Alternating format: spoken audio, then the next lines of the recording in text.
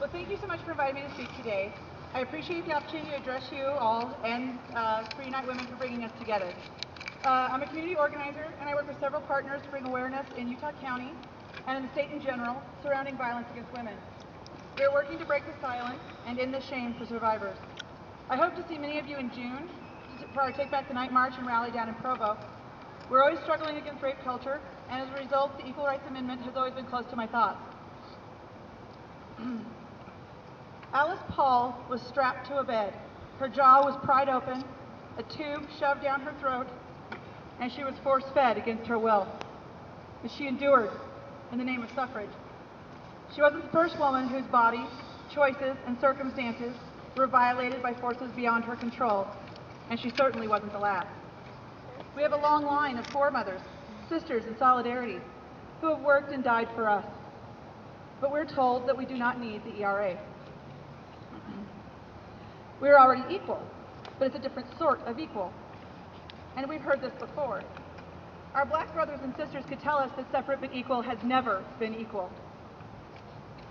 They could show us the way to suffer in solidarity with determination and unending patience, to build up our cause, teaching us how to train our allies and how to build a movement.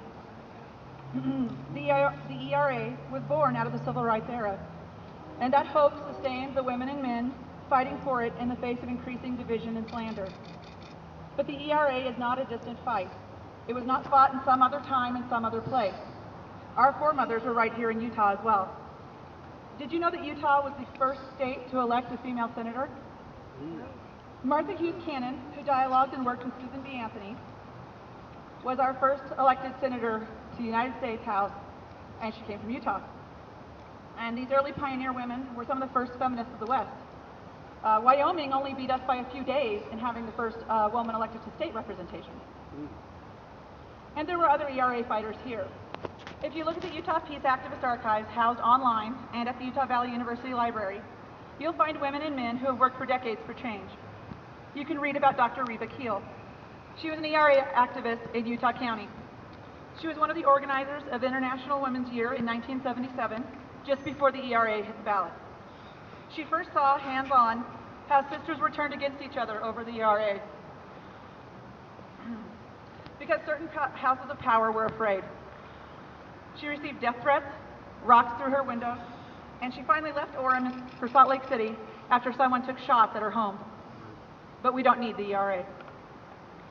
Women in Utah are more likely to be raped, molested, or abused than women anywhere else in the United States. We lead the nation in violence against women. And worse than that, our Native sisters are twice as likely to be raped or subjected to violence. One reason the Violence Against Women Act was so difficult to recertify this last session was because it allowed non-Native men to be tried in Native courts for the rape and assault of Native women. But unconstitutional was the cry. And we don't need the ERA.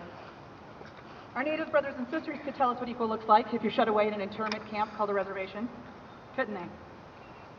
It's no mistake that the Idle No More movement was started by women.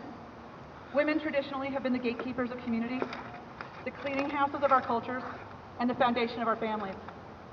Yet our immigrant sisters are ripped away from their children, their American children, and sent to a land that they do not know, with no support, because our rights as women are not more important than the commerce of our corporate leaders. Our bodies are not our own. We are raped, and then we are told to justify our legal protection. This last week, in Arizona, a man was so bold as to preach in the street that women deserve to be raped. And he has supporters all over the internet and in our own communities. But we don't need the ERA. Over 350 different pieces of legislation were passed at the state and federal level just since January to control, dictate, and inform our options, our bodies, and our dignity.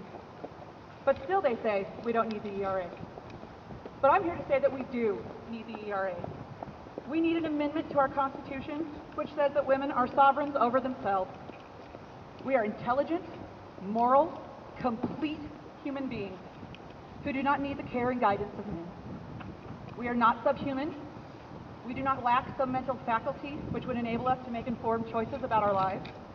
We are indeed, if we are indeed the heart of the home, our families, the fabric of society, then we must have the recognition of our government that our voices are at least as valid as our partners in society. The time is now. Our struggle is ongoing. It is not separate from suffrage. It isn't separate from civil rights or indigenous rights or immigration reform. In fact, it is the very core of those battles.